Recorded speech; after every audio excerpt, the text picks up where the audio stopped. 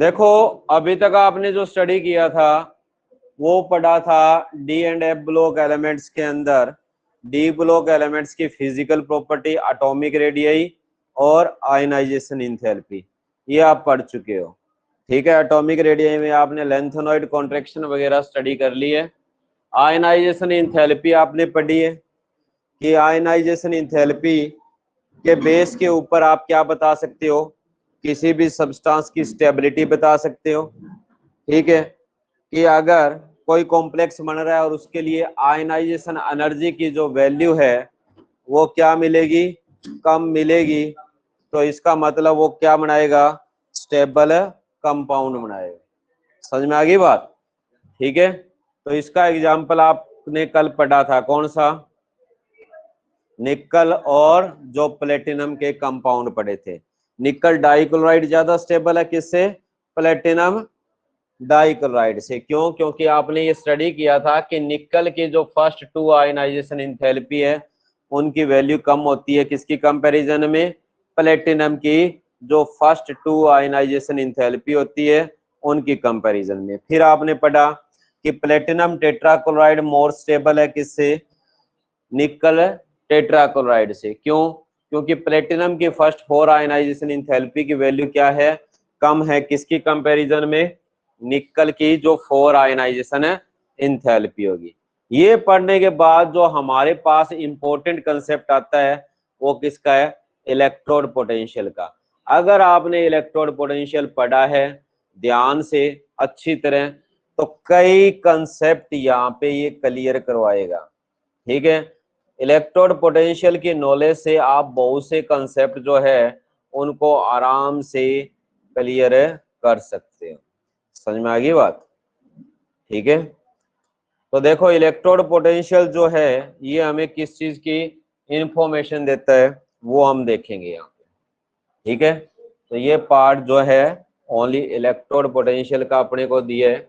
इसमें आपने ये बातें ध्यान रखनी है, अगर कोई भी ट्रांजिशन मेटल्स दिया है, ठीक है, और उसका इलेक्ट्रोड पोटेंशियल दिया है, ठीक है, तो उससे आपको क्या क्या इंफॉर्मेशन मिलती है उसके बारे में मैंने आपको इलेक्ट्रोकेमिस्ट्री में बताया था ना, कि इलेक्ट्रोकेमिस्ट्री में मैंने एक कंसेप्ट बताया था कि आपको इलेक्ट्रोड पोटेंशियल गिवन होगा और इलेक्ट्रोड पोटेंशियल जो होगा वो आपको स्टैंडर्ड रिडक्शन पोटेंशियल दिया होगा। क्या होगा, स्टैंडर्ड रिडक्शन पोटेंशियल।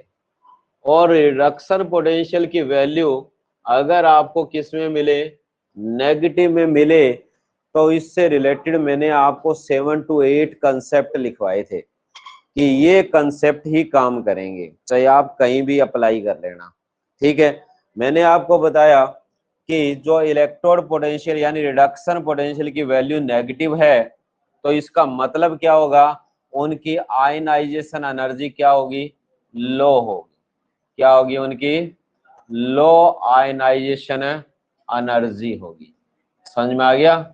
दूसरा कंसेप्ट मैंने बताया था कि उनकी हाइड्रेशन इंथैल्पी ज्यादा होगी। क्या होगी, हाइड्रेशन इंथैल्पी आपको ज्यादा देखने को मिले, मोस्टली केसेस में ये होता है। ठीक है, उनका जो ऑक्सीडेशन है वो इजिली होगा। क्या होगा, ऑक्सीडेशन इजिली होगा, मतलब वो इजिली इलेक्ट्रॉन लॉस करेंगे। क्या करेंगे, इजिली इलेक्ट्रॉन्स क्या करेंगे, लॉस करेंगे। समझ में आ गया। जो इजिली इलेक्ट्रॉन लॉस करेंगे तो मैंने आपको बताया था किसी भी इलेक्ट्रोकेमिकल सेल के अंदर वो किसका काम करेंगे, एनोड का काम करेंगे। समझ में आ गया, मतलब इलेक्ट्रॉन लॉस कर रहा है, इलेक्ट्रॉन लॉस कहाँ पे होता है, एनोड के ऊपर होता है। ठीक है, इसके अलावा आपने पढ़ा था जो इजिली इलेक्ट्रॉन लॉस करते हैं उनको हम क्या बोलते हैं, रिड्यूसिंग एजेंट बोलेंगे। क्या बोलेंगे, रिड्यूसिंग एजेंट बोलेंगे। ठीक है, फिर आपने पढ़ा था कि ये वाले जो भी एलिमेंट्स है इनकी आयनाइजेशन एनर्जी कम है तो ये हमेशा क्या बनाएंगे, स्टेबल कंपाउंड्स बनाएंगे। क्या बनाएंगे, समझ में आ गई बात। और जो स्टेबल कंपाउंड हमेशा कौन बनाते हैं, जो क्या होते हैं, हाईली रिएक्टिव होते हैं। क्या होते हैं? हाईली रिएक्टिव है। मतलब रिएक्टिविटी भी आप किसके बेस पे बताते हो? रिडक्शन है पोटेंशियल के बेस पे बताते हो। समझ में आ गई बात? ठीक है। इसके अलावा आपने देखा था कि ये जब क्या करेंगे, डाइल्यूट एसिड के साथ जब रिएक्शन करेंगे तो ये क्या देंगे? हाइड्रोजन गैस देंगे। क्या देंगे? हाइड्रोजन गैसेज देंगे। समझ में आ गया? कोई डाउट? तो देखो, एक इतनी सी बात की नॉलेज होना इन सारे क्वेश्चनों के इजीली से आंसर देने के बराबर है। ठीक है। इलेक्ट्रोड पोटेंशियल अगर आप बुक से पढ़ोगे तो इलेक्ट्रोड पोटेंशियल का जो कंसेप्ट है वो इतना कॉम्प्लेक्स है कि वो आपके समझ में नहीं आएगा। ठीक है। इसीलिए मैंने इनको शॉर्ट लिस्ट किया, जितने भी जो कंसेप्ट है उनको एक जगह इकट्ठा किया ताकि आप एक कंसेप्ट पढ़ के सभी क्वेश्चनों के आंसर दे सको। ना तो आप किसी की वैल्यू याद रख सकते हो, ना किसी को स्पेशली लर्न कर सकते हो। आपको इलेक्ट्रोड पोटेंशियल की वैल्यू आपको टेबल में गिवन होगी। ठीक है। उसी को देख के आपने आइडेंटिफाई करना है कि अगर किसी भी एलिमेंट्स का जो इलेक्ट्रोड पोटेंशियल यानी रिडक्शन पोटेंशियल अगर आपको नेगेटिव मिल रहा है तो वो आपको क्या इंफॉर्मेशन दे रहा है। यानी वो इजिली इलेक्ट्रॉन लॉस करेगा, उसका ऑक्सीडेशन होगा, वो स्ट्रॉन्ग रिड्यूसिंग एजेंट का काम करेगा, वो हाईली रिएक्टिव होगा, वो हमेशा स्टेबल कंपाउंड बनाएगा, वो एसिड के साथ रिएक्शन करके हाइड्रोजन गैस देगा। मतलब मोटे मोटे कंसेप्ट आपको पता होने चाहिए। या वो उसकी हाइड्रेशन इंथैल्पी क्या होगी? हाई होगी। तो रटना नहीं पड़ेगा। समझ में आएगा? ठीक है। तो ये जो कंसेप्ट है ये इलेक्ट्रोड पोटेंशियल का है। अब बात ये आती है कि आप इलेक्ट्रोड पोटेंशियल निकालोगे कैसे। ठीक है। यानी इलेक्ट्रोड पोटेंशियल जो है वो इसने बताया कि कोई भी सेल का जो इलेक्ट्रोड पोटेंशियल है वो 3 फैक्टर पे डिपेंड करता है। किस पे? आयनाइजेशन एनर्जी, सब्लिमेशन एनर्जी और हाइड्रेशन इंथैल्पी। समझ में आ गया? ठीक है। इन तीनों एनर्जी का जो सम होगा वो ही बताएगा कि इलेक्ट्रोड पोटेंशियल की वैल्यू पॉजिटिव है या नेगेटिव है। समझ में आ गई? तो इनको अगर आप देखोगे तो यहां मैंने आपको समझाया हुआ है कि ये देखो, कोई भी मेटल आपको दिया होता है वो सॉलिड स्टेट में होता है। क्या होता है? हमेशा उसको सॉलिड से गैस में बदलने के लिए कौन सी एनर्जी देंगे? सब्लिमेशन। समझ में आ गया? कि कोई सब्सटेंस सॉलिड से डायरेक्टली गैस में बदलता है तो वो जो एनर्जी हम सप्लाई करेंगे उसको क्या बोलेंगे? सब्लिमेशन एनर्जी बोलेंगे। समझ में आ गया? तो ये यहाँ पे गैस में तो बदल गया। अब मेटल है, इलेक्ट्रॉन निकालेंगे तो कौन सी एनर्जी देंगे? Ionization energy. समझ में आ गया? तो गैस से किस में बदला आपने? उसको आयनिक फॉर्म में बदला। समझ में आया? तो उसके लिए कौन सी एनर्जी देनी पड़ी? आयनाइजेशन एनर्जी देनी पड़ी। अब ये आयन बना बट गैसियस स्टेट में है तो एक्वा सॉल्यूशन में आयन को लाने के लिए हम वाटर में डिसॉल्व करेंगे तो जो एनर्जी रिलीज होगी उसको हम क्या बोलेंगे? Hydration energy. समझ में आ गया? तो ये होगी तीनों टाइप की एनर्जी। यहाँ पे अगर आप देखो तो ये भी आपको देनी पड़ेगी सॉलिड को गैस में बदलने के लिए, प्लस में हुई। गैस से इलेक्ट्रॉन निकालना है तो भी एनर्जी देनी पड़ेगी, ये भी पॉजिटिव होगी। समझ में आ गया? पर जब गैसियस आयन वाटर में डिसॉल्व होता है तो एनर्जी रिलीज होती है, उसको बोलते हैं हाइड्रेशन इंथैल्पी। ओनली ये क्या होगी? नेगेटिव होगी। तीनों को ऐड करेंगे, तीनों को ऐड करने के बाद आपको किसकी वैल्यू मिलेगी? इलेक्ट्रोड पोटेंशियल की। समझ में आ गया? और ये वैल्यू जितनी ज्यादा क्या होगी? नेगेटिव होगी, उतना ही ज्यादा इलेक्ट्रोड पोटेंशियल भी क्या होगा? नेगेटिव होगा। समझ में आ गया? तो यहाँ इसने बताया कि जितनी ज्यादा आपको वैल्यू हाइड्रेशन इंथैल्पी की मिलेगी उतना ही ज्यादा क्या होगा? नेगेटिव इलेक्ट्रोड पोटेंशियल होगा। तो यहीं से हमने कंसेप्ट लिख दिया ना वहां पे कि जिनका इलेक्ट्रोड पोटेंशियल माइनस होता है इसका मतलब उनकी हाइड्रेशन इंथैल्पी क्या होती है? ज्यादा होती है। समझ में आ गया? हाई होती है। ठीक है। और सब्लिमेशन इंथैल्पी अगर हाई होगी तो इसका मतलब जो इलेक्ट्रोड पोटेंशियल है वो क्या होगा? वो लेस नेगेटिव होगा। समझ में आ गया? तो ये कंसेप्ट ही काम करेगा सभी जगह। ठीक है, तो कर लोगे ये बातें।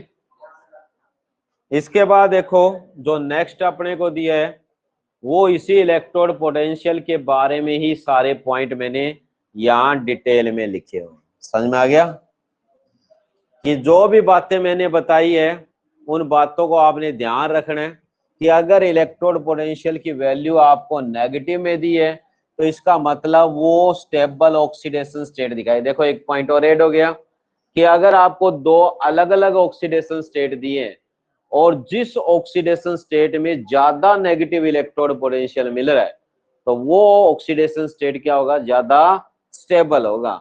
जैसे सिंपली आप एग्जांपल लेके चलो, आपको एक तो कॉपर का मेरे याद है, जैसे मैं एग्जैक्ट वैल्यू मैं उनको लिख रहा हूं, ये दो ऑक्सीडेशन स्टेट दिए हैं आपको कॉपर के, एक में उसका जो पोटेंशियल डिफरेंस है 0.52 और दूसरे में 0.34 होता है।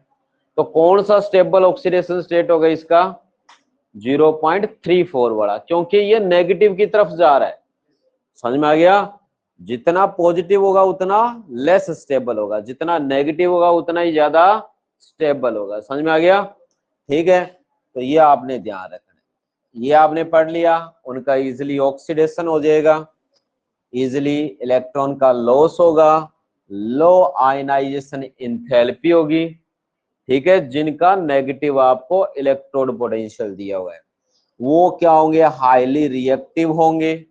ठीक है, वो मैंने बताया था स्टेबल कंपाउंड बनाएंगे, वो क्या होंगे, स्ट्रॉन्ग रिड्यूसिंग एजेंट होंगे। समझ में आ गई बात? और वो हाइड्रोजन गैस देंगे किसके साथ, डाइल्यूट एसिड के साथ, और ये हाई वैल्यू होगी क्या, हाइड्रेशन इंथैल्पी की। समझ में आ गया? तो ये हमने पिछले इलेक्ट्रोकेमिस्ट्री से और इन दोनों के कॉम्बिनेशन से ये कंसेप्ट प्रिपेयर किया है। समझ में आ गया? ठीक है, तो इनको नहीं भूलना, दोनों जगह काम आएंगे। इलेक्ट्रोकेमिस्ट्री में डी एंड एफ ब्लॉक, हो सकता है आगे कहीं ना कहीं इसकी एप्लीकेशन और देखने को मिले, क्यों कई चैप्टर आपके कट हो गए, कहीं ना कहीं इनकी एप्लीकेशन आती है। तो ये देखो क्वेश्चन, यहां इसने कहा है कि कॉपर का जो रिडक्शन पोटेंशियल है वो पॉजिटिव क्यों होता है। ठीक है, क्वेश्चन आते हैं, एनसीईआरटी क्वेश्चन है, why copper does not give hydrogen gas with dilute acid. तो इन दोनों का आंसर आपको दिया है कि ये हाइड्रोजन गैस तो इसलिए नहीं देता क्योंकि इसका जो रिडक्शन पोटेंशियल है वो क्या है, पॉजिटिव है, क्योंकि पॉजिटिव वाले हाइड्रोजन गैस है नहीं देंगे, जिनका नेगेटिव है ओनली वही क्या करेंगे, हाइड्रोजन गैस देंगे। समझ में आ गई बात? ठीक है, दूसरा कंसेप्ट क्या है, ये पॉजिटिव क्यों है, पॉजिटिव होने का मतलब क्या है, इसकी जो हाइड्रेशन इंथैल्पी की वैल्यू क्या होगी, लो होगी। यही हमने पढ़ा था ना, रटना तो नहीं पढ़ा। ये कंसेप्ट आपके याद थे तो ऑटोमेटिकली आप ये बता सकते हो कि ये पॉजिटिव की तरफ जा रहा है, मतलब हाइड्रेशन इंथैल्पी क्या है, कम है। क्योंकि मेनली इलेक्ट्रोड पोटेंशियल तीन चीजों पे डिपेंड करता है, आयनाइजेशन इंथैल्पी, सब्लिमेशन इंथैल्पी और हाइड्रेशन। कम नेगेटिव होगा तो ओनली रीजन हाइड्रेशन है, इंथैल्पी होगी। समझ में आ गया? फिर आगे इसने कहा है कि Y copper 2 positive is more stable than copper positive in aqueous solution. तो ये भी आपको पता है कि कॉपर 2 पॉजिटिव ज्यादा स्टेबल क्यों है, क्योंकि इसकी हाइड्रेशन इंथैल्पी की वैल्यू क्या होती है, कॉपर सिंगल की कंपैरिजन में ज्यादा होती है। समझ में आ गया? तो इसलिए क्या होगा, इसने कहा है कि कॉपर 2 पॉजिटिव है, ये क्या होगा, ज्यादा स्टेबल होगा किसकी कंपैरिजन में, कॉपर सीधे पॉजिटिव की कंपैरिजन में। सिंपल है ना क्वेश्चन? ठीक है, इसके आगे देखो, तो इसने आगे बताया है कि जो वैल्यू है किसकी, इलेक्ट्रोड पोटेंशियल की, ये क्वेश्चनों से कंसेप्ट तैयार किए गए हैं, कंसेप्ट वैसे नहीं दिए हुए हैं। कहीं आप सोचो कि थ्योरी आपको एनसीईआरटी में एज इट लिखी मिल जाएगी और आप पढ़ के तैयार कर सकते हो, तो वो कहानी नहीं है इसमें। समझ में आ गया? तो ये जो बातें आप पढ़ रहे हो ये सारी क्वेश्चनों के आंसरों से निकाले हुए कंसेप्ट है, ठीक है। तो यहाँ इसने बताया कि इलेक्ट्रोड पोटेंशियल की जो वैल्यू अगर आप देखोगे तो ट्रांजिशन सीरीज के अंदर रेगुलर नहीं है, बट क्या है, इर्रेगुलर है। क्यों इर्रेगुलर है? क्योंकि आयनाइजेशन और सब्लिमेशन जो इंथैल्पी है उनके अंदर भी क्या आता है, वेरिएशन आता है। समझ में आ गया? तो यहाँ पे आप देखोगे एग्जैक्ट डाटा जो आपको गिवन है, ये इसीलिए मैंने यहाँ पे एनसीईआरटी ओपन की है। ये आपको इलेक्ट्रोड पोटेंशियल की वैल्यूज मिलेगी, ठीक है। यहाँ से शायद ही समझ में आए, दिया नहीं है शायद वो डाटा, यही दिया हुआ है आपको। इस डाटा को देखोगे तो इसमें देखो ये आपको ऊपर एलिमेंट्स दिए हैं, स्कैंडियम, टाइटेनियम, वेनेडियम, स्कैंडियम से लेके जिंक तक दे रखे हैं ना। ये आपको दिया इलेक्ट्रोड पोटेंशियल, ये देखो 2 पॉजिटिव से m, मतलब इसका रिडक्शन हो रहा है, देखने में रिडक्शन हो रहा है, वैसे 2 इलेक्ट्रॉन का लॉस हो रहा है।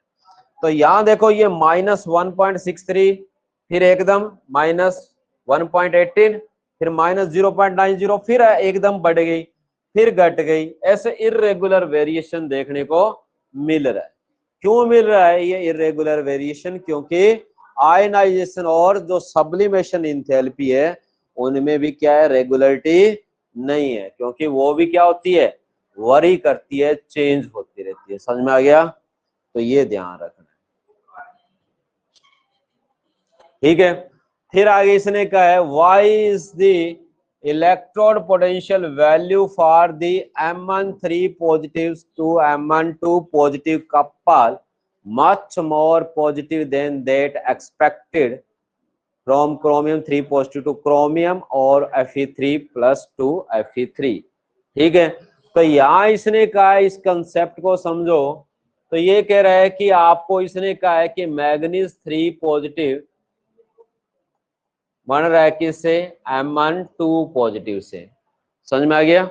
तो इसके लिए ये कह रहा है कि इलेक्ट्रोड पोटेंशियल की जो वैल्यू इसकी मिल रही है वो आपको क्या मिल रही है, बहुत ज्यादा पॉजिटिव मिल रही है। क्या मिल रही है? समझ में आई? तो इसका मतलब क्या उल्टा होता है इसका, जस्ट कि ये Mn2 पॉजिटिव से क्या बन रहा है, Mn3 पॉजिटिव बन रहा है। क्या बन रहा है? समझ में आ गया? तो उसके लिए जो इलेक्ट्रोड पोटेंशियल की वैल्यू है वो क्या मिल रही है, बहुत ज्यादा पॉजिटिव मिल रही है। क्यों मिल रही है जानते हो आप?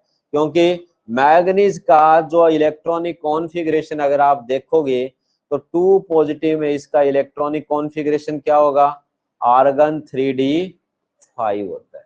जानते हो, पता है ना इस बात का?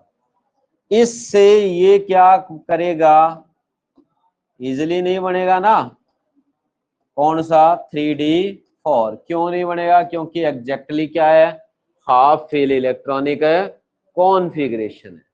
समझ में आ गया कि डी आधा भरा हुआ है, हाफ फिल है, स्टेबल है। समझ में आ गई? अगर आपको कह दे कि Cr2 पॉजिटिव से Cr3 पॉजिटिव बन रहा है तो उसका जो रिडक्शन पोटेंशियल जो है वो उसकी कंपैरिजन में लेस पॉजिटिव है। यही कहा उसने,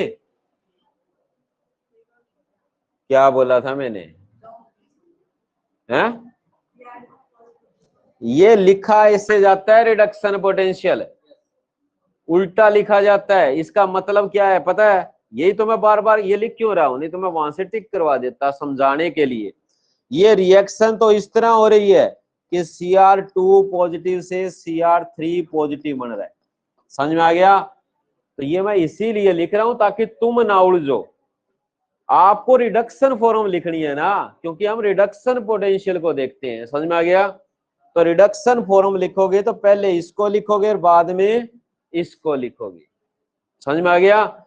इसी को तो समझना, कहीं तुम सोचो Cr3 पॉजिटिव से Cr2 पॉजिटिव बन रहा है, ठीक है, तो वो तो रिडक्शन हो गया, रिडक्शन पोटेंशियल की थोड़ी बात कर रहे हैं उसमें। समझ में आ गई? उल्टा है ये।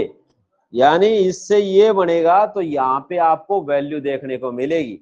तो ये कह रहा है कि इसकी अगर हम बात करें तो इसके कंसेप्ट में इसने बताया कि अगर क्रोमियम में से आप 2 इलेक्ट्रॉन निकालो तो आपको इसका इलेक्ट्रॉनिक कॉन्फ़िगरेशन मिलता है आर्गन।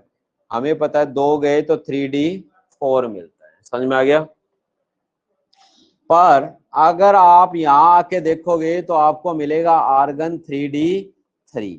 अब आप आगे जाके पढ़ोगे कि 3d3 क्या होता है, ये भी एक हाफ फील्ड इलेक्ट्रॉनिक कॉन्फ़िगरेशन होता है। आगे जाके पढ़ोगे, अभी नहीं है। समझ में आ गया? तो जिसको 3d3 नाम मान के उसको हम एक नया नाम देते हैं T2z ऑर्बिटर, वो तो हाफ फिल हो जाता है। ठीक है, तो वो भी स्टेबल इलेक्ट्रॉनिक कॉन्फ़िगरेशन की तरफ आ रहा है। ठीक है, इसलिए उसका जो स्टैंडर्ड रिडक्शन पोटेंशियल होगा वो लेस पॉजिटिव होगा। अगर हम आयरन की बात करें तो आयरन का आपको पता है कि Fe3 पॉजिटिव बढ़ना पसंद करेगा किससे? Fe2 पॉजिटिव से। क्यों? क्योंकि हमें पता है कि Fe2 पॉजिटिव को अगर आप देखो तो इसका इलेक्ट्रॉनिक कॉन्फ़िगरेशन बनता है आर्गन 3d6। समझ में आ गया?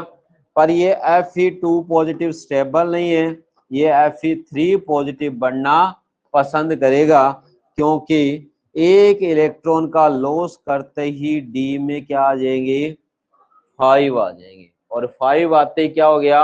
हाफ फिल हो गया, स्टेबल हो गया ना। तो यही बातें यहाँ एक्सप्लेन की हुई है और कुछ नहीं है। ठीक है, यही कंसेप्ट यहाँ डिस्कस किए हुए हैं। ठीक है, हो जाएगा। 30 तक इलेक्ट्रॉनिक कॉन्फ़िगरेशन आना चाहिए आपको, नहीं तो कुछ नहीं आएगा आपके समझ में। आगे ये क्वेश्चन एनसीईआरटी का ही दिया है। ठीक है, क्या कह रहा है? Which is a stronger reducing agent. क्या बोला इसने? Stronger reducing agent, Cr2 positive या Fe2 पॉजिटिव, दोनों में से स्ट्रॉन्ग रिड्यूसिंग एजेंट है कौन रहेगा? समझ में आ गया? तो यहाँ इसने बताया कि अभी आपने ये दोनों देखी थी, किसकी? क्रोमियम और आयरन की। हमें पता है कि दोनों को ही क्या मिल रहे हैं? हाफ फिल स्टेबल कॉन्फ़िगरेशन मिल रहे हैं। आयरन को भी मिल रही है D5, और इधर हमने क्रोमियम को कहा था कि D3 क्या होता है? हाफ फिल होता है। दोनों ही किसकी तरफ जा रहे हैं? स्टेबिलिटी की तरफ जा रहे हैं। बट अगर हम बात करें तो क्रोमियम जो है वो आयरन की कंपैरिजन में क्या होगा? स्ट्रॉन्ग रिड्यूसिंग एजेंट होगा। क्यों होगा? क्योंकि उसके लिए जो इलेक्ट्रोड पोटेंशियल की जो वैल्यू मिलती है वो ज्यादा नेगेटिव मिलती है। किसकी कंपैरिजन में? आयरन की कंपैरिजन में। समझ में आ गया? तो यहाँ पे तो T2z जो हाफ फिल है, यहाँ पे एग्जैक्ट हाफ फिल है। और दूसरा आपको पता है क्रोमियम का साइज जो होता है वो आयरन के साइज से बड़ा होता है, तो आयनाइजेशन एनर्जी कम होगी। थोड़ी सी एनर्जी देंगे इलेक्ट्रॉन निकल जाएगा, बट आयरन का क्या हो रहा है? छोटा हो रहा है, तो उसकी आयनाइजेशन एनर्जी क्या होगी? ज्यादा होगी। समझ में आ गया? तो रिड्यूसिंग एजेंट वही होते हैं जो इलेक्ट्रॉन है लॉस कर दे। ठीक है, तो क्रोमियम क्या होगा? Strong reducing. तो यही बातें यहाँ लिखी है कि आयनाइजेशन एनर्जी जो है क्रोमियम की वो कम है किससे? फेरस आयन से। और जबकि सब्लिमेशन एनर्जी भी इसकी क्या है? कम है किससे? फेरस आयन से। समझ में आ गया? तो इसका जो इलेक्ट्रोड पोटेंशियल होगा वो ज्यादा नेगेटिव होगा। समझ में आ गया?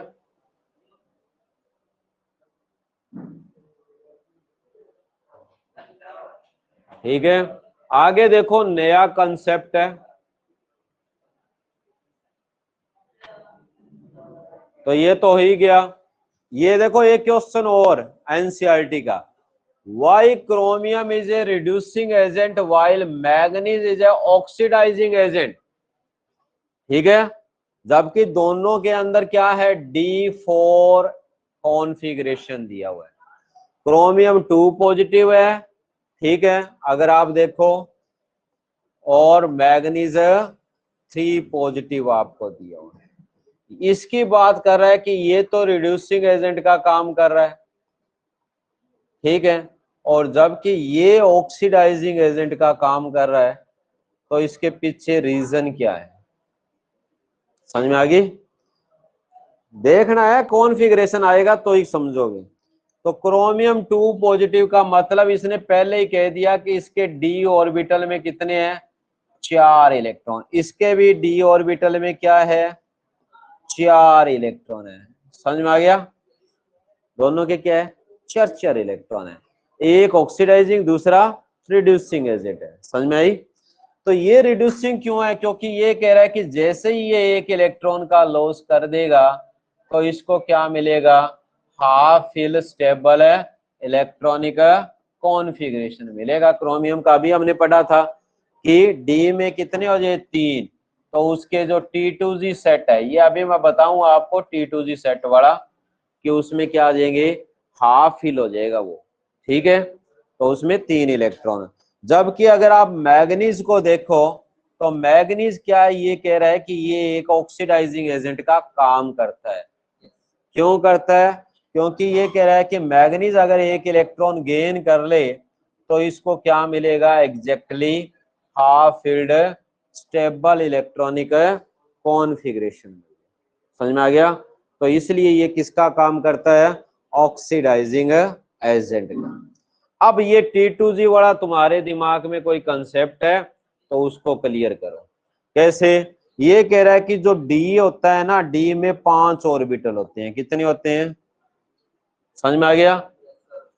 जब इस डी सेट की एनर्जी बढ़ती है, मतलब जब किसी मेटल को कोई दूसरा आयन या मॉलिक्यूल खींचता है तो इसकी एनर्जी क्या हो जाती है, बढ़ जाती है। एनर्जी क्या हो जाएगी, एनर्जी बढ़ जाएगी। यहाँ मेटल क्या है, फ्री है, मेटल आयन क्या है, फ्री है, पर इधर कोई मेटल आयन को खींच रहा है तो मेटल आयन की एनर्जी क्या हो गई, बढ़ जाएगी। क्या हो जाएगी,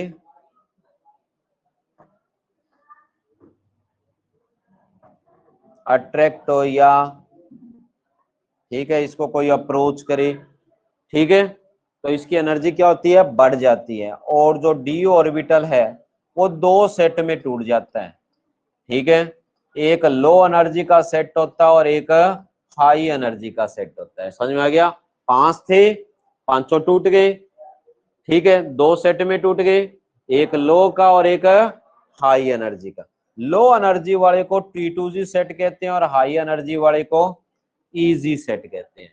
तो हमने बार बार क्रोमियम में 2-3 क्वेश्चनों में देखा कि एक इलेक्ट्रॉन लॉस करते ही क्या हो जाएगा, इसको हाफ फील्ड कॉन्फ़िगरेशन मिल जाएगा। आ गया ना T2G हाफ फील्ड, ठीक है, तो ये ध्यान रखना।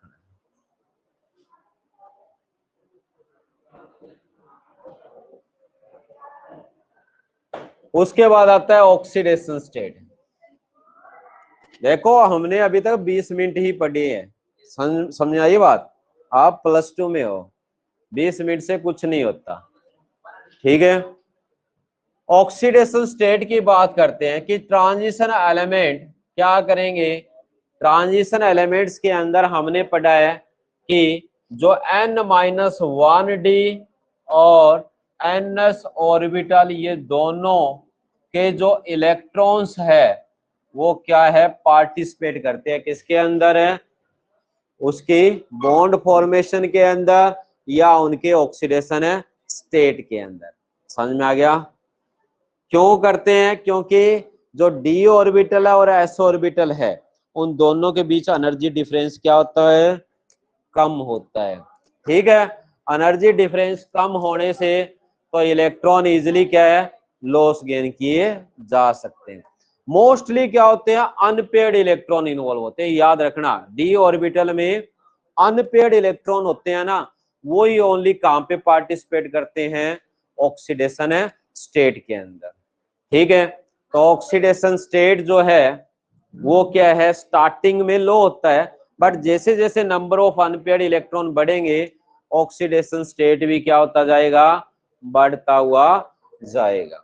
तो अगर हम देखें तो ये आपको सारे ट्रांजिशन मेटल दिए हैं, इनका मैंने कहा था कि आप इलेक्ट्रॉनिक कॉन्फ़िगरेशन लर्न करोगे।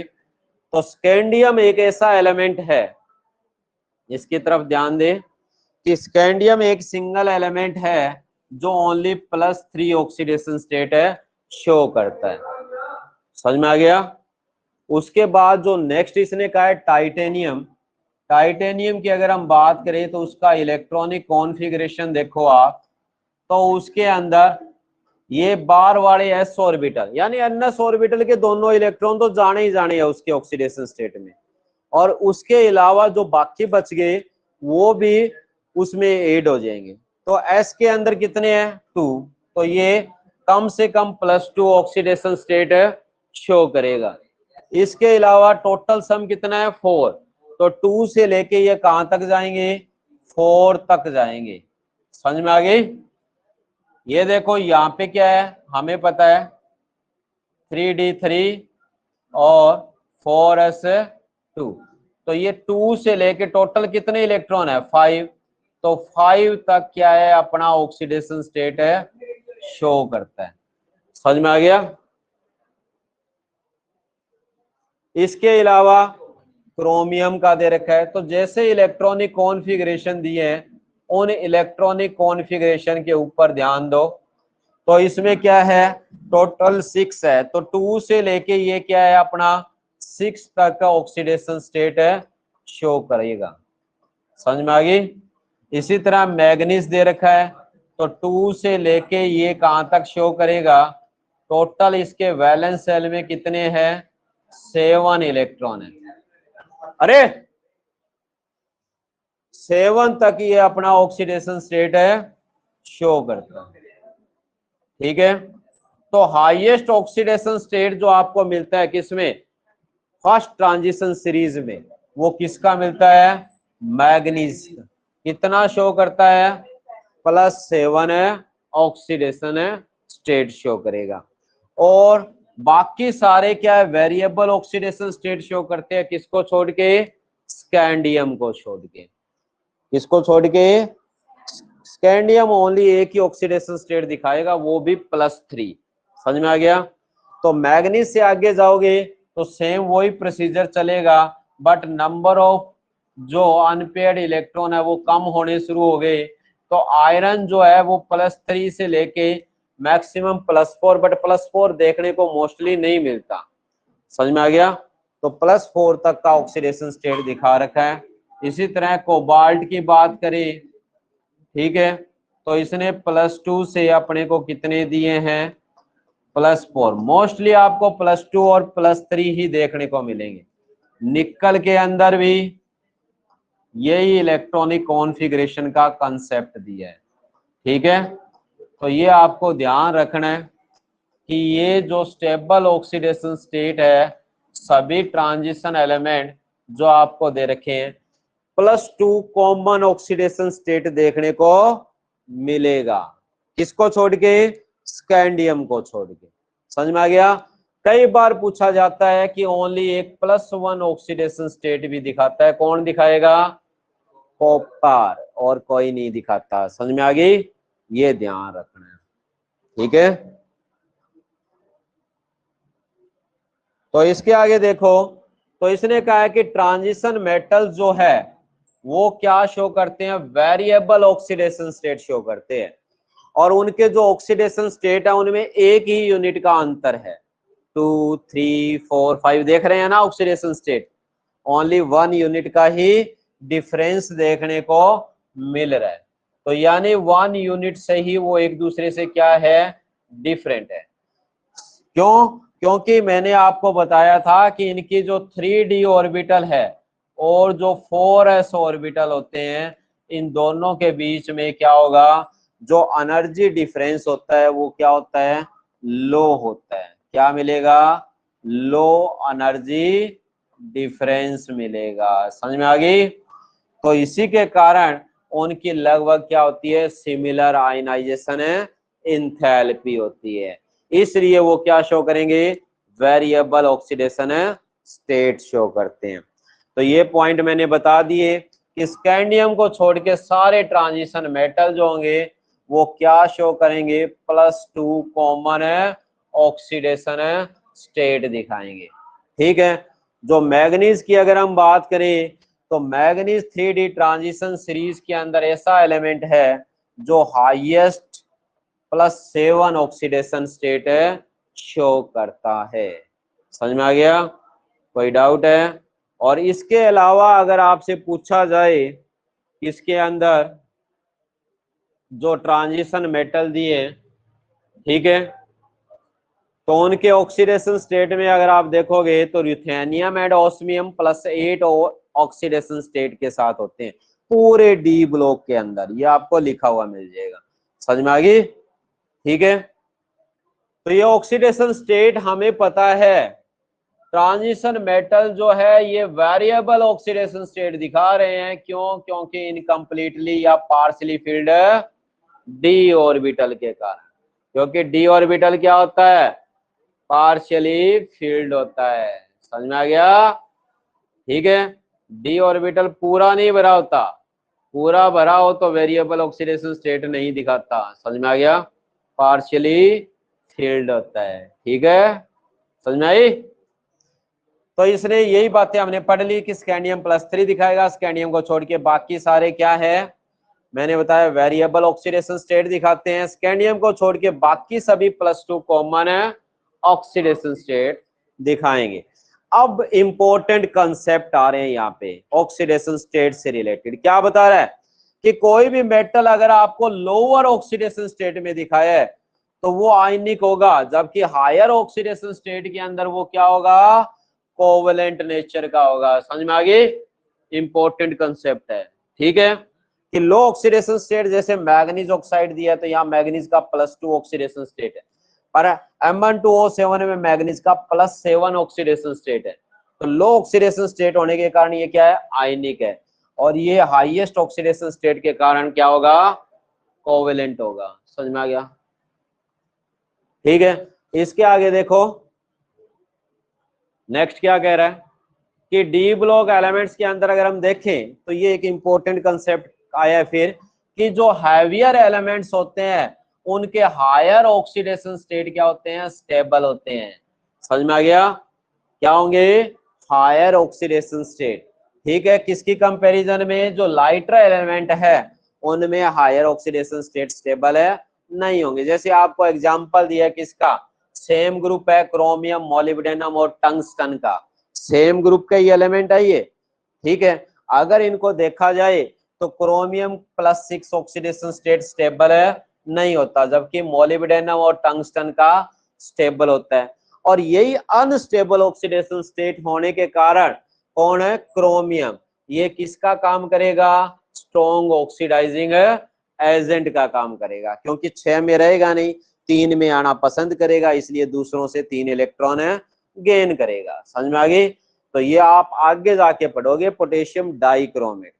इसके अलावा यहाँ इसने बताया कि ट्रांजिशन मेटल जो होते हैं ये जो अपने कुछ कंपाउंड्स बनाएंगे वो लो ऑक्सीडेशन स्टेट में भी बनाते हैं। जरूरी नहीं है कि उनका 1 2 3 या 2 से ऊपर के ऑक्सीडेशन स्टेट हो, उनका 0 भी ऑक्सीडेशन स्टेट हो सकता है। समझ में आ गई? तो यहाँ इसने बताया कि अगर उनके कंपाउंड कार्बोनिल के साथ है, नाइट्रोसिल के साथ है, तो उनके जो कॉम्प्लेक्स होंगे उनमें मेटल का जो ऑक्सीडेशन स्टेट होगा वो क्या होगा, 0 होगा। जैसे अगर आपसे पूछे कि आयरन पेंटा कार्बोनिल में आयरन का ऑक्सीडेशन स्टेट क्या है, तो 0 है। निकल टेट्रा कार्बोनिल में निकल का ऑक्सीडेशन स्टेट क्या है, 0 है। समझ में आ गया? आ गया समझ में? जहां पे CO मिले, NO मिले, 0 ऑक्सीडेशन स्टेट करवा देगा।